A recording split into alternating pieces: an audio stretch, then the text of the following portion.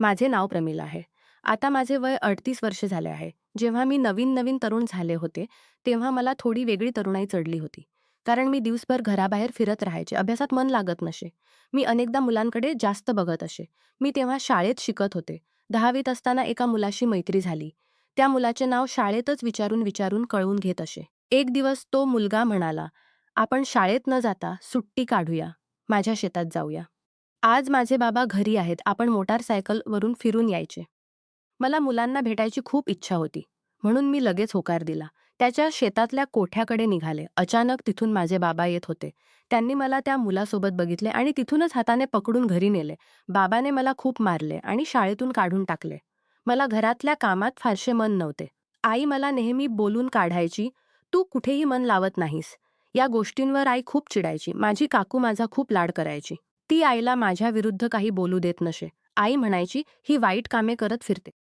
जर तुझा भाऊ दिसला नसता तर हिनं आमची इज्जत मातीत मिळवली असती." काकू म्हणाली, "नवीन तरुण झाली आहे, काही हरकत नाही. लहान मुलांपासून चुका होतात." काकू मला आपल्या सासरच्या गावी घेऊन गेली. ती म्हणाली, "तिथे मी हिला सगळी कामे शिकवीन." जेव्हा मी काकूसोबत तिच्या सासरकामे शिकवीन, तेव्हा तिथे माझे मन फारसे लागत नसे.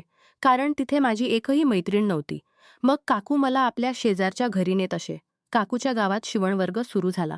काकूने सल्ला दिला, "तुला शिवणवर्गात घालते. वेळही जाईल आणि काही शिकशील." मी म्हटले, "ठीक आहे काकू." काकूच्या शेजारची एक मुलगी होती. मी तिच्यासोबत शिवणवर्गात जाऊ लागले. ती मुलगीही कामात फारशी रुची ठेवत नसे.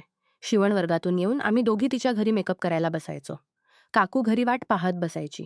एक दिवस जेव्हा काकूला कळले की मी तिच्या घरी इतका वेळ घालवते, तेव्हा काकूनेही मला खूप बोलून काढले. ती म्हणाली, "तुझी आई खरोखरच बरोबर सांगते. तुझा काही पत्ताच नाही, तू कुठे थांबशील. तुला हे कळत नाही की काकू तुझी काळजी करते." मी काकूला खूप विनंती केली की घरी सांगू नकोस, नाहीतर आई मला पुन्हा बोलून काढेल. काकू माझा खूप मोह करायची आणि माझी प्रत्येक गोष्ट मान्य करायची.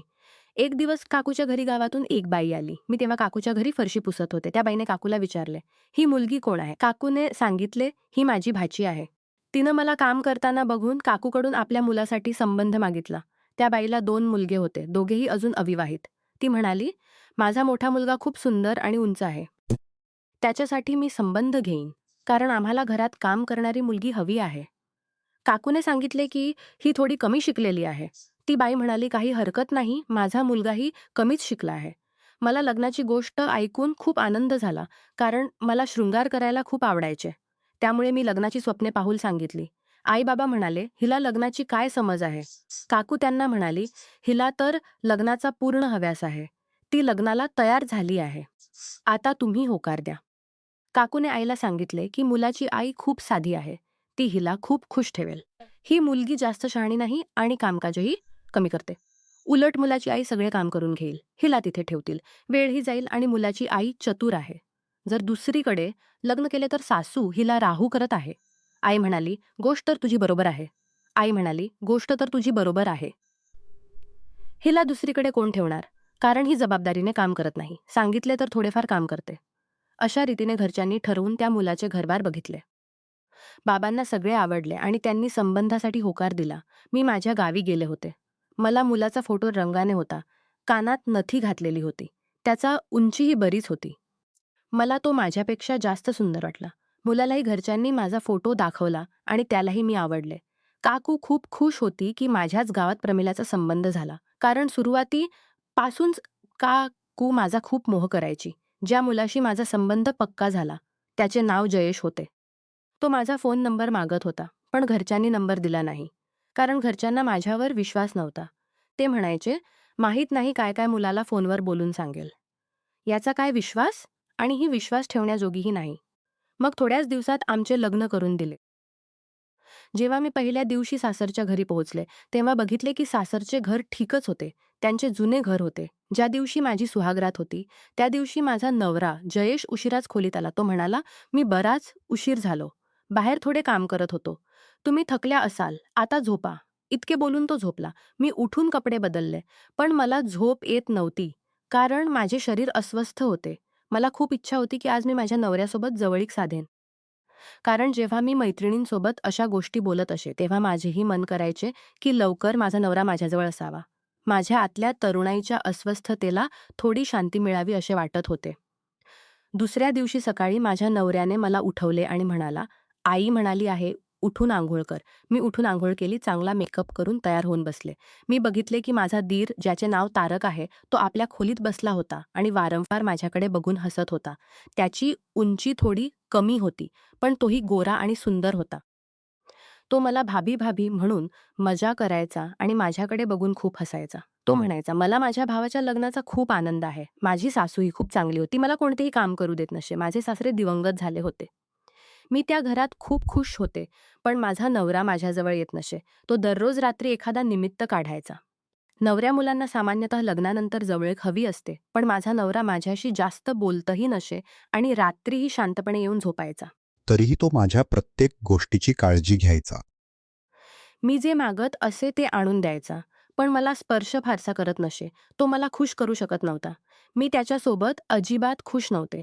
एक दिवस मी पूर्णपणे त्याच्याजवळ जाऊन निजले. मला वाटले आता तो माझ्यासोबत काही करेल, पण काहीच फरक पडला नाही. तो तसाच पडून राहिला. मला खूप राग आला, कारण माझ्या मनात खूप भावना होत्या आणि त्याच्या मनात काहीच घेच भावना नसल्यासारखे वाटत होते. त्याला लग्नाचा फारसा हव्यासही नव्हता. तो फक्त दिवसभर काम करत राहायचा. माझा दीर तारक मात्र पूर्णपणे लक्ष देत असे. एक दिवस मी गच्चीवर कपडे वाळवायला ठेवत होते. तेव्हा बघितले की माझा दीर अंगणात अंघोळ करत होता. जेव्हा मी बघितले, तेव्हा तो आणखी सुंदर वाटू लागला. मी बराच वेळ उभी राहून त्याला बघत राहिले. माझ्या मनात त्याच्याबद्दल भावना निर्माण होऊ लागल्या. जेव्हा त्याने बघितले की मी त्याच्याकडे बघत आहे, तेव्हा तो हसू लागला. तो उठून स्वतःला टॉवेलने पुसायला लागला आणि मला म्हणाला, "माझे कपडे आणून दे." मीही त्याच्या सांगण्यावरून त्याच्या कपड्यासाठी अलमारीकडे गेले. जेव्हा मी त्याच्या खोलीत अलमारीतून कपडे काढत होते, तेव्हा तो मागून येऊन माझ्याजवळ उभा राहिला. जेव्हा तो माझ्याजवळ आला, तेव्हा माझ्या मनातल्या भावना बाहेर आल्या. कधी मी त्याच्या हातात गेले. त्याने मला मिठीत घेतले. त्या दिवशी माझा नवरा आणि सासू दोघेही शहरात औषध आणायला गेले होते. आम्ही एकत्र जवळीक साधली. माझ्या आतल्या अस्वस्थतेला शांती माझ्या आतल्या अस्वस्थतेला शांती मिळाली. जे माझ्या नवऱ्यात नव्हते, ते तारकमध्ये होते. म्हणून आता मला तारक चांगला वाटू लागला. मी तारकाला सांगितले की जयेश माझ्यासोबत काहीच करत नाही. आमच्या लग्नाला किती काळ झाला. आजपर्यंत त्याने एकदाही माझ्याशी जवळीक साधली नाही. आणि त्याच्याशी माझे नाते जुळत नाही. तारक म्हणाला, "तुमचा दीर तुमच्यासाठी नेहमी तयार आहे. जेव्हा तुमचे मन करेल, माझ्याकडे या. मी तुम्हाला पूर्ण समाधान देईन." मला हे ऐकून खूप आनंद झाला. मी म्हटले, "घरात कोणालाही ही गोष्ट सांगू नकोस." तो म्हणाला, "मी वेडा आहे का जे ही गोष्ट सांगेन? तू माझ्यासोबत खुश राहा. मी तुझ्यासोबत खुश राहीन. बस आणखी काय हवे?" अशा रीतीने आमचे हे नाते सुरू राहिले. एक दिवस रात्री माझा दीर तारक माझ्याकडे येण्याची इच्छा करत होता. पण मी नवऱ्याजवळ निजले होते. म्हणून मी हळूहळू खोलीतून बाहेर पडले आणि बघितले की जयेश झोपला आहे. मी खूप हळू तारकच्या खोलीत गेले. तारक झोपला होता. जेव्हा मी त्याच्या खोलीचे दार उघडले, तेव्हा तो एकदम माझ्याकडे बघू लागला. जेव्हा मी त्याच्याजवळ गेले, तेव्हा तोही मला बघून खुश झाला. मी त्याला सांगितले की जयेश झोपला आहे. मी त्याच्याकडून पळून आले आहे. तो म्हणाला, जेव्हा त्याच्याजवळ काहीच नाही, तेव्हा तो काय सांगणार? तुला त्याच्यापासून इतके घाबरण्याची गरज नाही. मी तारकाला म्हटले, "हळू बोल. कुठे आई ऐकेल?" तारकने मला आपल्या रजईत घेतले. त्या दिवशी तारकने मला पूर्ण समाधान दिले. आम्ही बराच वेळ एकत्र राहिलो. मी त्याला सांगितले, की उद्या पुन्हा येईन. मला शुद्ध आली, की अर्ध्या रात्रीपर्यंत त्याच्या खोलीत राहिले. जेव्हा मला शुद्ध आली, तेव्हा वेळ खूप झाला होता. मी लगेच उठून जयेशच्या खोलीत गेले. जेव्हा मी गेले, तेव्हा जयेश उठून फोन बघत होता. मी खूप घाबरले. मला वाटले त्याला सगळे कळले असेल. मी जयेशला म्हटले, "मी खाली पाणी पिण्यासाठी गेले होते, कारण आमची खोली वर होती." तो म्हणाला, "ठीक आहे." मी आश्चर्यचकित झाले. जणू त्याला काही फरक पडत नव्हता. तो माझी गोष्ट जास्त ऐकत नसे, त्याला काही मतलबच नव्हता. मी आता फक्त तारकसोबतच आनंद अनुभवत होते. आम्ही दोघे पाहत असू की आई आणि जयेश कुठे जातात, तेव्हा आम्ही एकमेकांसोबत वेळ घालवत असू. मी घराचे काम कमीच करत असे, कारण सुरुवातीपासूनच मी काम कमी करायचे. कधी-कधी सासूच्या सांगण्यावरून थोडेफार काम करत असे. कधी-कधी तारकसोबत शहरातही जात असे, कारण जेव्हा मी जयेशला शहरात जायला सांग सोबत जा. एक दिवस दुपारी जयेश आणि आई दोघेही घरी नव्हते. जयेश शहरात गेला होता. आई कुणाच्या घरी गेली होती. मी त्या संधीचा फायदा घेतला आणि तारकच्या खोलीत गेले.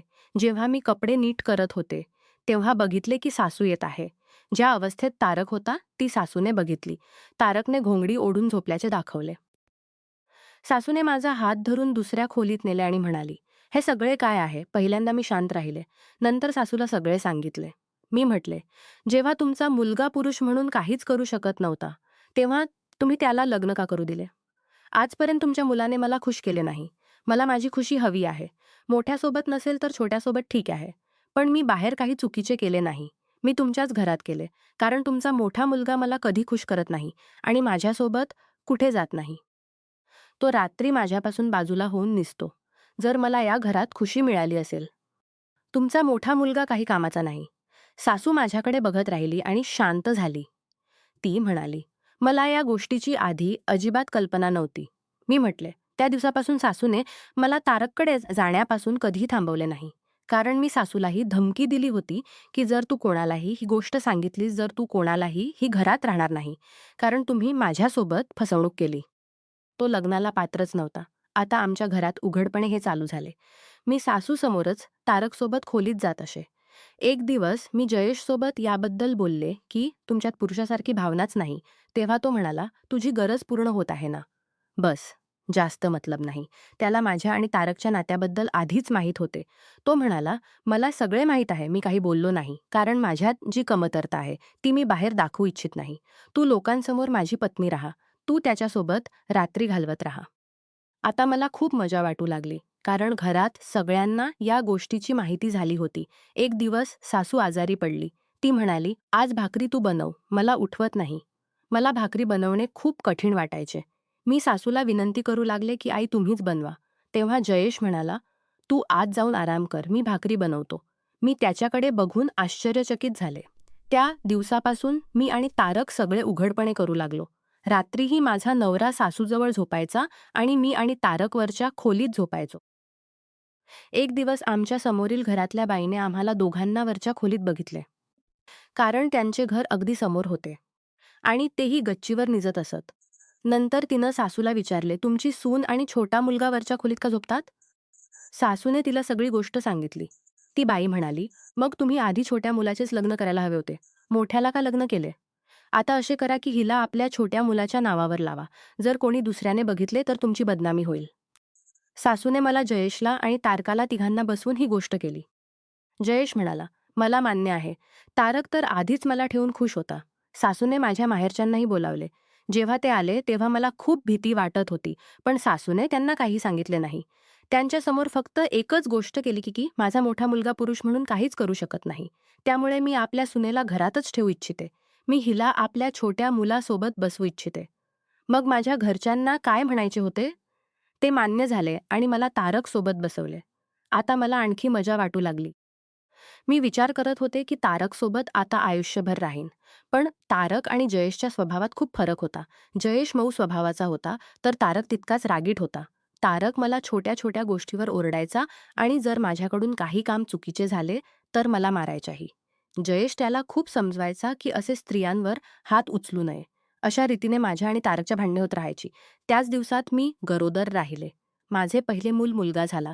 घरात आनंदाची लाट पसरली. मुलगा अगदी तारकसारखा दिसत होता. ज्या दिवशी माझा मुलगा झाला, त्या दिवशी जयेश धावत-धावत काम करत होता. कारण जयेशलाही खूप आनंद झाला होता. मी अंथरुणावर पडून जयेशकडे बघत होते. तारकाला जेव्हा मी काही काम सांगत असे, तेव्हा तो लगेच उत्तर द्यायचा आणि म्हणायचा, "चुरीला सांग, ती करेल." माझ्याकडून हे काम होत नाही. तो आरामात पडून राहायचा. माझा मुलगा 1.5 महिन्याचा झाला आणि मी कामी केले होते. मी हळूहळू काम करत असे. जर माझ्याकडून वेळेवर भाकर पाणी नाही मारायला लागत असे. जयेश येऊन मला सोडवायचा. त्यावेळी मला त्याच्याबद्दल खूप कणव येत असे. मी तर त्याला निरुपयोगी समजून सोडून दिले होते. आजही तो माझी किती काळजी घेतो. तर तारक माझा नवरा होऊनही माझी काळजी घेत नाही. आता मला पश्चात्ताप होत आहे. कारण मी आपल्या गरजा पूर्ण नाते जोडले आणि नंतर त्याच्याशी लग्नही करून घेतले. मी नेहमी विचार करत राहते की मी तारकसोबत राहण्याऐवजी जयेशचा वैद्यकीय उपचार करून घेतला असता. तर तोही सामान्य पुरुष बनू शकला असता आणि मला मूल देऊ शकला असता. पण मी याबद्दल अजिबात विचार केला नाही. जयेश आणि तारकमध्ये खूप फरक होता. जयेशला जी समस्या होती ती उपचाराने बरी होऊ शकली असती, पण तारकच्या स्वभावातली रागीटपणा आणि कठोरपणा ही अशी समस्या होती जी कोणत्याही औषधाने बरी होत नव्हती. आपण कधीही घाईघाईशयाने असा नरक बनवू शकतो. कारण तारकने माझ्या शरीराची भूक तर शमवली. कारण तारकने माझ्या शरीराची जे हवे असते त्याबद्दल तारकाला काहीच कल्पना नव्हती. त्याने कधीही मला विचारले नाही की तू खुश आहेस का? तुला कशाची गरज आहे का? मला आता आपल्या आयुष्यात खूप पश्चाताप होत आहे. मी एक हिऱ्यासारखा माणूस गमावला. मी वेळेवर त्याची कदर केली नाही. म्हणूनच आज मी तारकच्या हातून मार खात आहे. जर मी त्यावेळी आपल्या नवऱ्याची कदर केली असती आणि त्याचा उपचार करून घेतला असता, तर मला हे दिवस बघावे लागले नसते. आज मला कळतीच नात्यास करण्यासाठी घेतलेले घाईचे निर्णय आणि चुकीचे नातेसंबंध आयुष्यभर दुःख देऊ शकतात. समजूतदारपणा, संयम आणि योग्य उपचार यांचा आदर करणे किती महत्त्वाचे आहे, हे मी अनुभवाने शिकले आहे. नमस्कार मित्रांनो, तुम्हाला ही कथा आवडली असेल, तर चॅनेलला सबस्क्राईब करायला विसरू नका. आणि यापेक्षाही अधिक रंजक व्हिडिओ पाहण्यासाठी माझ्या चॅनेलवर नुकताच अपलोड केलेला नवीन व्हिडिओ नक्की पहा. तो तुम्हाला खूप आवडेल, अशी मला आशा आहे.